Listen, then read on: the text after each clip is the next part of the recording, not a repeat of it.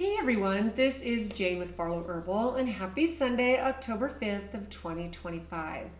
Now, I had a beautiful week of journaling with a main theme that dropped in this week because of a little reel that one of my very good friends sent me, and it kind of triggered the rest of my journaling. So the very first thing I wrote, because when I went into my week, sometimes they start like a steamroller. There's so much to do, there's so much to catch up on, and then we wound up a month and a quarter of the year. So if you're a business owner or you do books or you do anything that you have to have inventories and numbers and tax things, then you know that wrapping up a quarter involves a whole lot of busyness. So at the beginning of the week, I sat outside in my backyard at the end of a very, very busy day.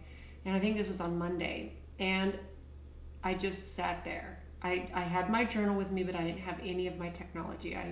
I really make an effort to leave my phone away from my body for certain amounts of time during the day. And so this was just one of those moments. So I sat outside and I just closed my eyes for a second and I just wanted to listen to the quiet.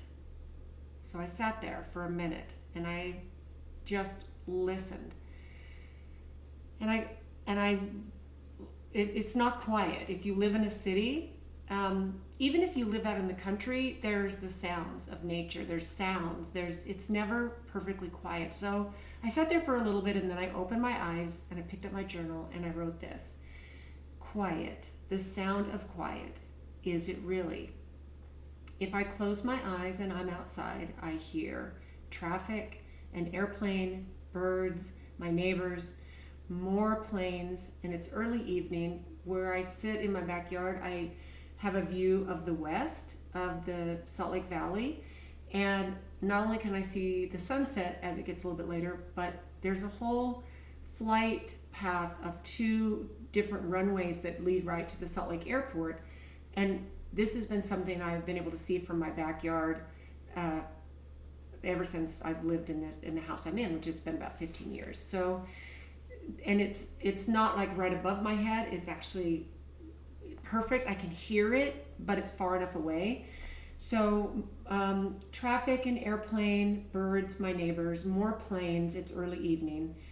I open my eyes and then I see a plane going opposite from another plane that is doing geoengineering. And I just observe it. I just think it's so fascinating, the world that we're in, what we're aware of. And when you stop and take a minute and just, instead of look up at something like geoengineering and get riled up about it, worked up about it, just to observe it. And what was interesting is there was a commercial plane going by, and opposite came a plane that was just leaving a huge, huge, long trail that spread out. And I just watched it. And I observed mostly what I was feeling, okay? And then I noticed that there were little gnats that were dancing in the sunlight because the sunlight was going down in the west, and it's always a cool dance to watch insects as they're just doing their thing. And I'm not a fan of little gnats, especially if I'm out walking. If I go out early in the morning, especially if it's been rainy or whatever, there's just swarms of these gnats and it can be very annoying. But from where I was sitting and just listening to the quiet, which was not quiet, there was also this beautiful dance of these little gnats in the sunlight, and there was something really magical about it that's kind of hard to describe. And then I wrote a spider web on a pine tree because the sun was just at the perfect place where we were still a few hours away from the sunset, but the sun was in a perfect place to see the little bugs dancing in the sunlight and see the spider web that was connecting a branch to another branch of the pine tree that I could see. It was actually pretty magical. And I'm telling you, when you take a minute in this chaotic, fast-moving world, because the energies are moving faster than normal, and you enjoy or you observe or you witness these quiet things, these still things, these things that remind us that we're here on this planet, in this reality. It might be a matrix, it might be an overlay on top of prime reality. I mean, who knows, right? I think we all have gone down enough paths and enough things tuned into our inner knowing that it makes it really interesting to come from a place of awareness in this world in 2025. And then I really just closed up my journal and I sat there for a while longer. I just enjoyed it. It's such a beautiful thing to step away from everything. In fact, what I've started doing, I've decided that once or twice a week when I go out and I run my errands, or if I've got somewhere to go, even if it's just, especially if it's a place like just the grocery store, I don't even take my phone. And I do this for a couple of reasons. I do it because I don't like to be tethered to anything. And another thing is, and this is just my brain, the way it works, because I love freedom, I love autonomy, and I love my sovereignty. And if my phone is at home, no one knows where I am. And I'm just talking about in a general sense of the powers that be that track us everywhere. So this to me is a very important thing. So that was like just a beautiful, that brings me to center. It balances my nervous system. And if this is something that you're not doing, I would suggest finding a few moments, at least once a day, to do this. And if you can extend it, if you have the luxury of that, if you're not, running a busy household and have little kids and animals you have to take care of and all the things that we do, and you can find those moments of quiet and observation and witnessing and clarity, they really center you and they bring your nervous system into balance pretty quickly. And then the next day, I got this reel from a very good friend of mine, and she sent it over, and I thought, and it was really good. So now, what I'm going to read you here, this is from a person this is an Instagram reel. His name is Corey Cambo. I've never heard of this person, and I haven't watched any of his stuff since, but this is what he said in this reel. So this is quote, "You are not crazy or judgmental. You're just waking up again. This is about awakening. This is the awakening that most people don't tell you about. The one where your rituals stop working. The one where your spiritual identity starts to feel like a costume, where all the mantras, the crystals, the white light protection, the medicine ceremonies start to feel like this isn't it anymore." This really landed in me so hard. So hard. It's not because you're not doing anything wrong. It's because you've outgrown the performance. Your soul contract has shifted and you're being invited to go deeper than just the image. You're being invited to embody it. You're being asked to let go of the identity that helped save you so that you can actually live. And you're not the only one feeling it. There's something moving in the collective right now. Strong. The purge of all the false light, the gurus, the grid workers, the soultrepreneurs. They are all scrambling for relevance, while the real people are remembering who they are. This awakening doesn't come with a playlist or a full moon ritual. It comes with grief, with identity loss, with the slow, terrifying, liberating realization that you were never broken. You were just buried, lost, and confused. So if your spiritual practices are falling flat, if you're craving simplicity just to be, presence, honesty, integrity, it's because your nervous system is tired of the show. Your soul is choosing truth over performance. Your body is ready to live. End quote. And I replayed that enough times to write all of this down because I just thought, wow, that describes in a nutshell exactly how I've been feeling all summer, and now moving into this fall and now the last quarter of the year. It's just like, I want truth over performance. And I have all the crystals and I have the sage and I have, people who are grid workers and light workers and friends who connect and it's all good. It's all fine. But I found myself searching for these things that used to bring me comfort in a way. And it maybe it's part of the process of awakening, right? So then Then after I read that and I kind of jotted all the stuff down that he said, then this is where I picked back up in my journal. In this quiet moment, I can slow down time. At least it feels that way if I take those moments for myself. Then I step back into the fast lane, which is back into the real world, because we all have to do that. And I realize that I am also living in a moment of time where everything is literally speeding up. Okay? And the cool thing is to be aware of it. Just that awareness changes the game. So technology, collapse, and awakening, all of these things are speeding up. Think about these three major things. Technology, oh my gosh, every month, every week, almost every day, there's exponential growth in technology. And our nervous system, it doesn't have time to catch up to it. This is why these moments of quiet and remembering are so critical. So technology, collapse, and awakening, they're all speeding up. And we can feel it, right? I can feel it in my nervous system, the tension and the acceleration. This feels to me like a strange mix of possibility and dread. Like I have this massive just expansion of my heart and my brain, and I just think, because I know I'm connected to the divine, and I know that I am a pure human. I've been watching a couple of Greg Braden's latest interviews. He was just on Joe Rogan, and he was just on the Inspired channel with John Nolan. It's like this I love his message, and I'm so happy to see him on these big platforms. So it's a strange mix of possibility and dread. So from my perspective, 2025 is not the year of business as usual. This is not the year just to go about your business as usual, okay?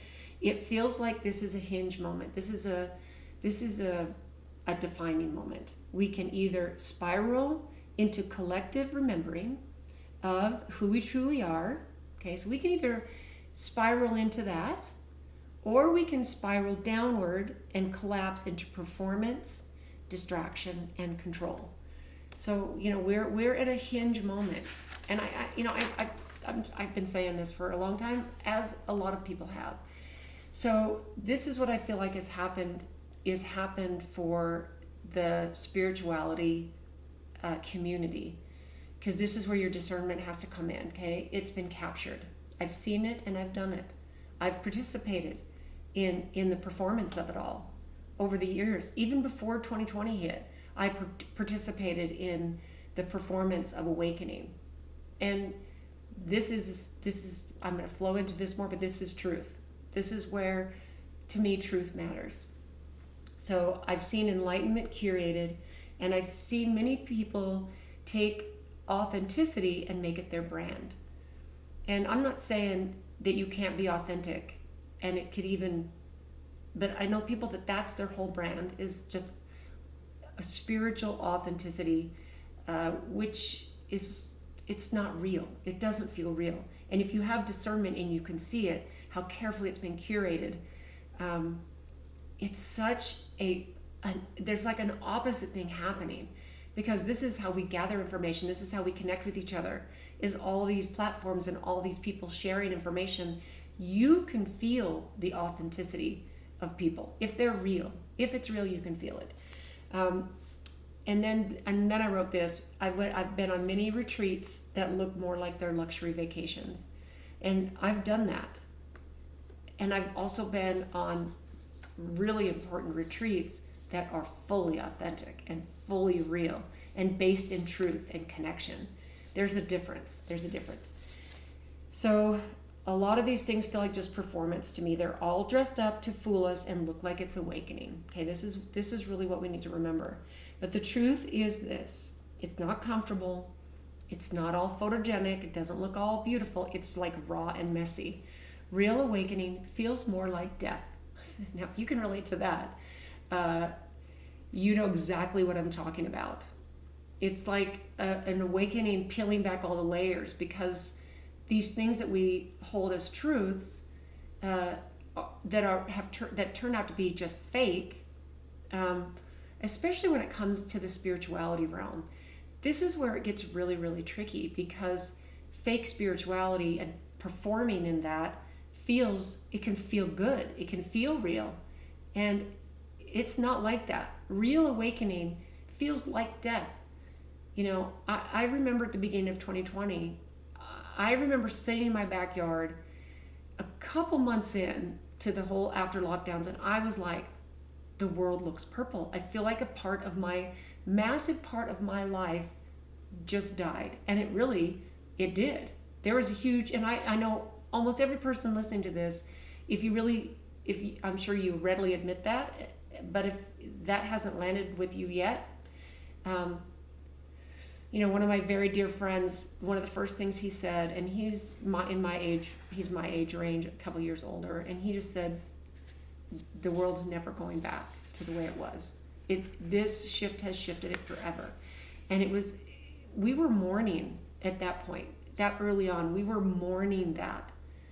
And we were actually giving gratitude for all the things that we got to experience before the world went upside down.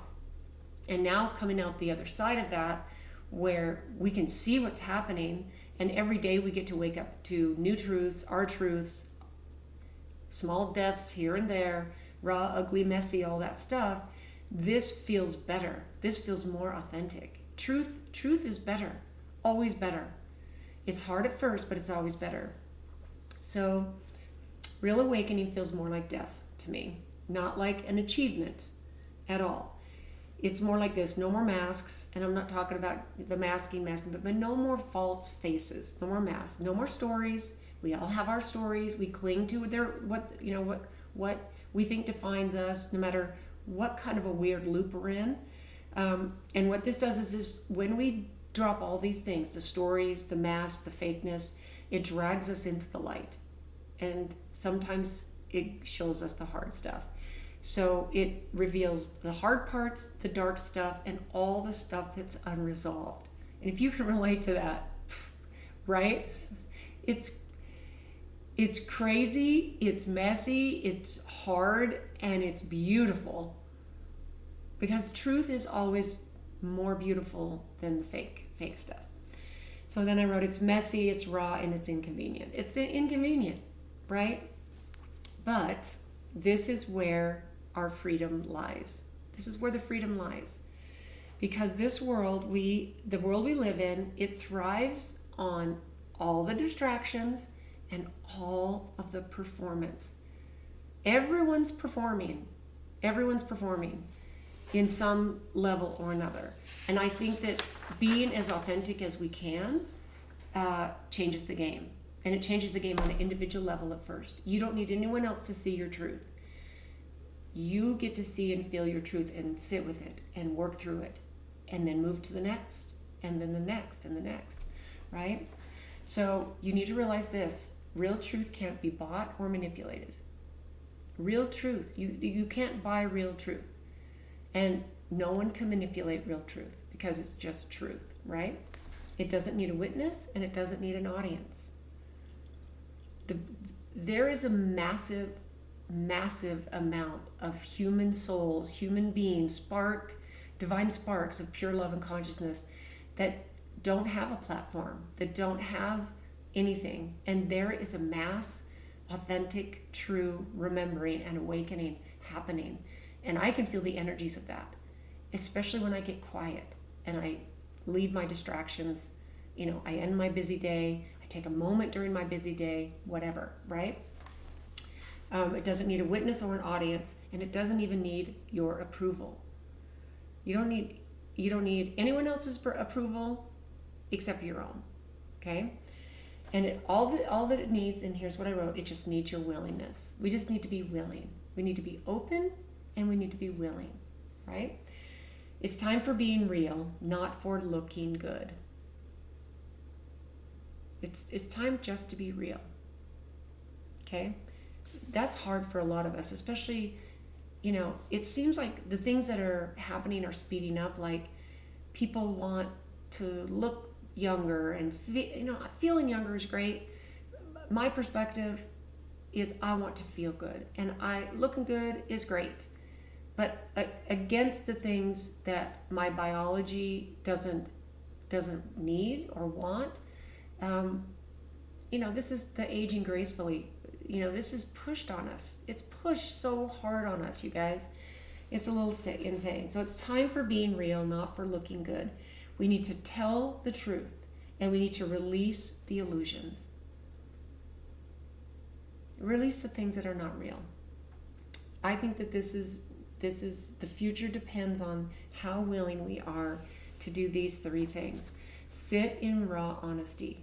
Feel what's real. We need to be willing to tune into our intuition, our inner guidance, our inner wisdom, our gut feeling. We need to feel what's real. And we need to choose truth over comfort.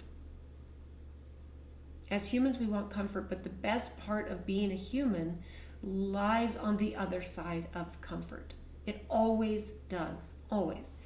So all the performance BS is weak and fragile, but the truth is unshakable. Okay?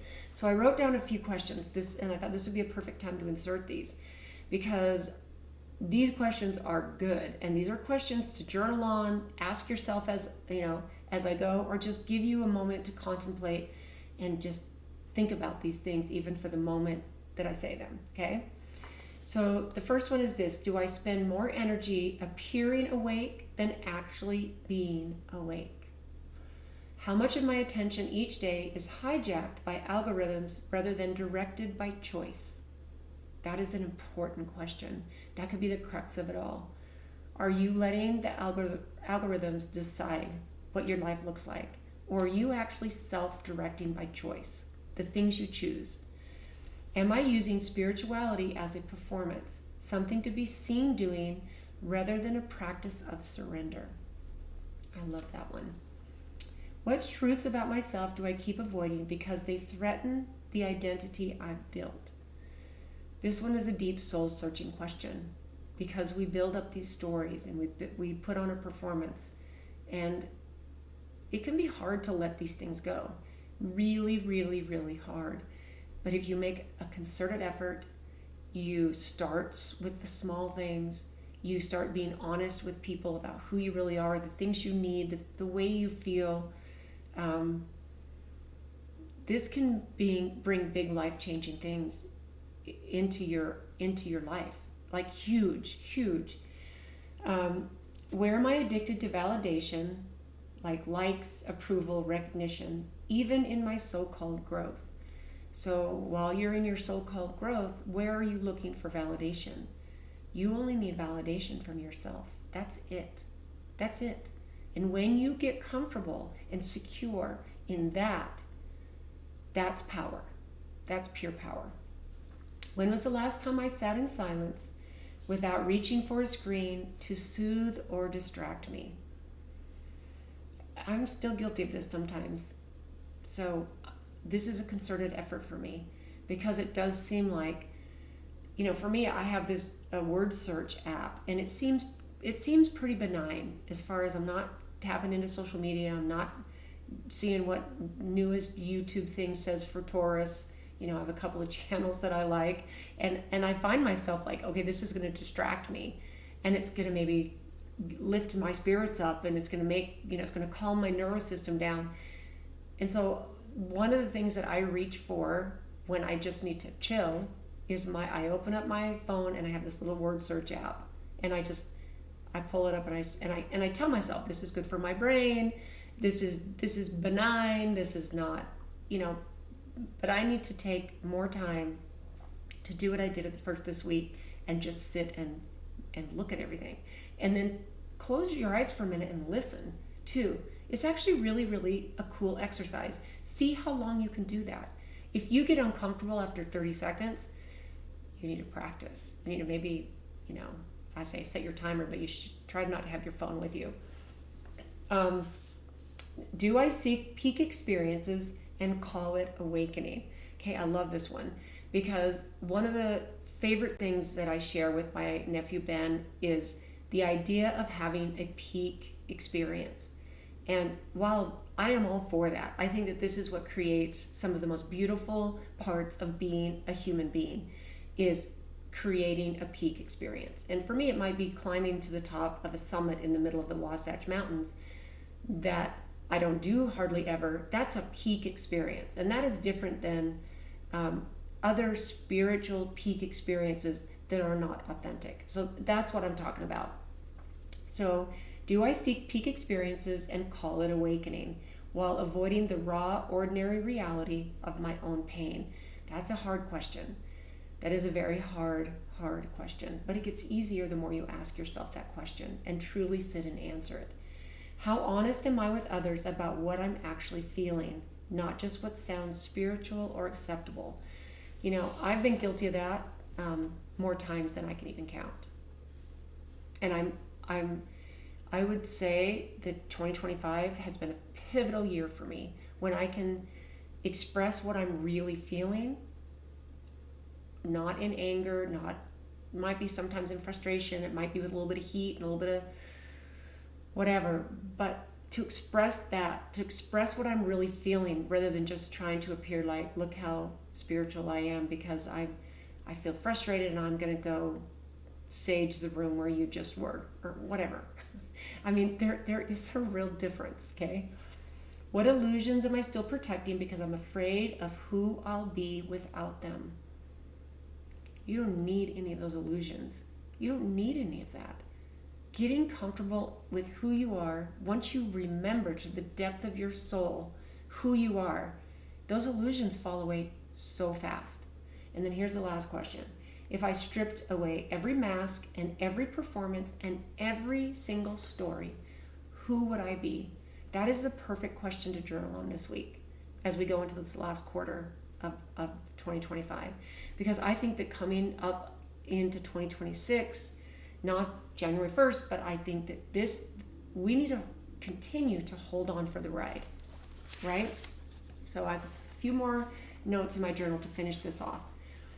All the performance is BS. All the performance BS is weak and fragile, okay? But truth is unshakable. We don't have the luxury of staying asleep anymore. I thought that was really important when that dropped in. I'm like, this is not a luxury anymore. To just be walking through, I mean, we can certainly do that. And there's many people who are still doing that. They don't even really know it, I think. The world doesn't need any more performances. It needs people who are willing to stand in truth. Truth tellers, not actors. Okay, we don't need actors anymore. There are, from my experience, I do think that there are a lot of very authentic people who are putting out information on platforms like YouTube and Instagram and probably even Facebook. I'm not on Facebook and haven't been for about 5 years, but I believe that there are real, raw, authentic people. And the thing is this is where energetically you feel and you use your discernment to the people that you watch and you follow. So when you stop performing and you refuse all of the illusions, what remains at your core, and this is really beautiful, is just pure, raw, living intelligence. That's it. That's what's there. That's what's left. That is amazing. That's amazing. And then this, what remains at your core is the living intelligence of who you really are. The one who remembers, who can't be bought, silenced, or manipulated. None of those things. You can no longer be bought. Your discernment is so high, and I know I talked about that last week. It felt so critical, and it still feels so critical. And all these crazy, corrupt systems, this is what they fear the most of an awakening collective, of all these beautiful souls and consciousness. This is what they fear the most. All these crazy, corrupt systems, this is what they fear the most. So I have an invitation for you. The invitation of this moment is this: to be a human being who remembers, unhooks from the performance, and chooses truth over distraction. Truth is freaking uncomfortable, but it's a great place to land. And the more you go there, the more comfortable it gets. It becomes unbelievably beautiful. You do all this not so that you can look enlightened, okay? Not so that you can perform awakening, but to actually live it. And then I wrote, be messy, be real, be vulnerable, and be unshakable. If I do this, and if you do this, if each of us do this, which basically the whole theme today is to live in truth instead of performance, then the downward spiral of what humanity is working on not doing, it breaks. It's actually very fragile. We just don't realize our own power. This is what the gurus and the spiritual teachers and Christ and all of the people who've been trying to get us into the fully awakened state have been teaching us. This is the core. This is the core of it. So the downward spiral breaks because it is fragile, and the great remember begins. And it's going to be bigger and bolder. You know, we don't have time for a dress rehearsal. We need to choose truth and no more acting. And then this final thing, remember. Just remember. Then help others remember too. That's all. That's the goal. That's the mission. That's the mission. So my challenge to you this week, my invitation to you this week, is to release the performance, especially in the spiritual awakening department. And remember that the truth and the remembering is where the magic is. That's where the solid gold of where you can walk through the rest of this life with, that's where it lives. So I love that you've tuned in. Thank you for watching. If you're here for the end of it, thank you for being here. I will tell you, I have kind of this little bit of a weird headache behind my eyes. And I think it's just my nervous system. It has to reset. It gets so